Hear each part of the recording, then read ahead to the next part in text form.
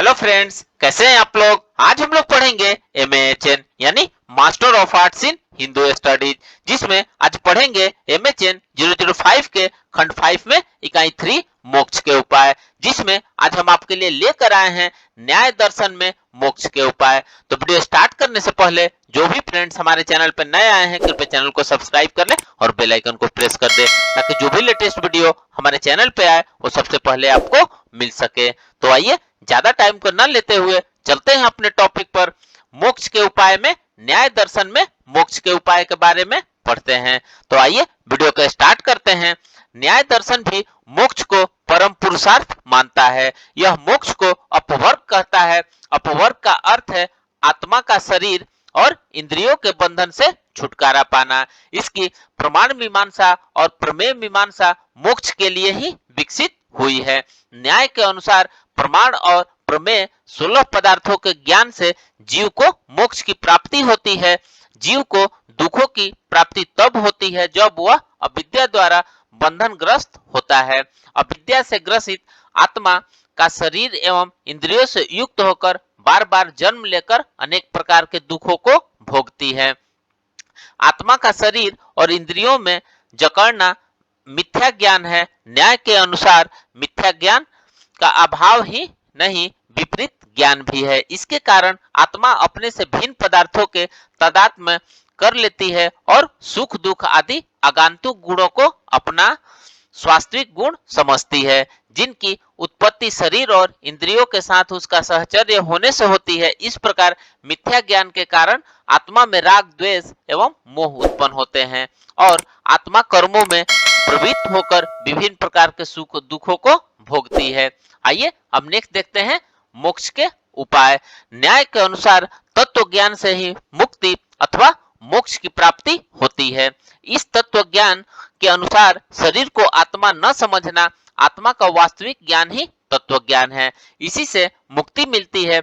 मुक्ति के लिए नैतिक आचरण आवश्यक है। इसका अर्थ है इच्छाओं और प्रवृत्तियों का पूर्ण दमन। न्याय कंदली के रचनाकार श्रीधराचार्य तत्व ज्ञान के लिए श्रद्धा का होना आवश्यक मानते हैं। उनके अनुसार श्रद्धा कुलीन व्यक्ति में उत्पन्न होती है और कुलीन में श्रद्धा नहीं होती है।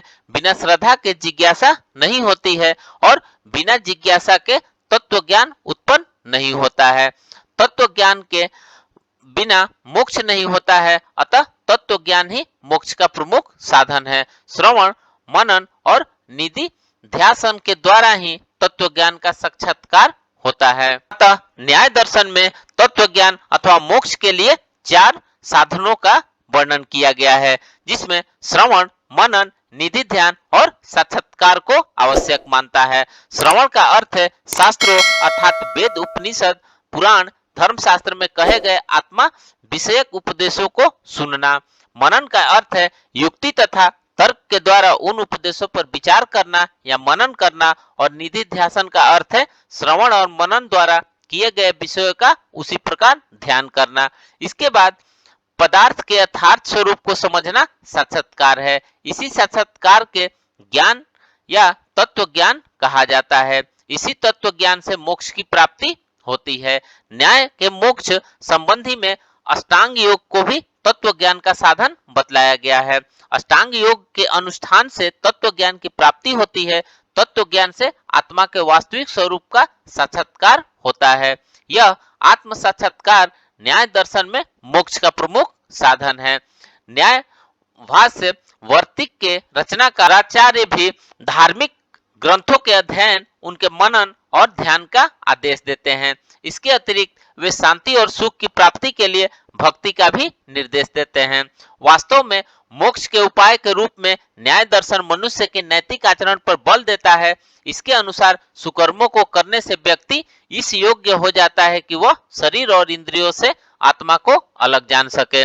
सारांश में यह कहा जा सकता है कि न्याय दर्शन में शुद्ध नैतिक आचरण श्रवण मनन निधिध्यासन तथा साक्षात्कार मुक्ति का एकमात्र साधन है, जो तत्व वास्तविक स्वरूप को हमारे सम्मुख रखते हैं। तो फ्रेंड्स, इस प्रकार से आज हमने मोक्ष के उपाय में न्याय दर्शन में मोक्ष के उपाय के बारे में पढ़ा। तो मिलते हैं एक नए वीडियो के साथ में, तब तक हमारे चैनल पे बने रहिए।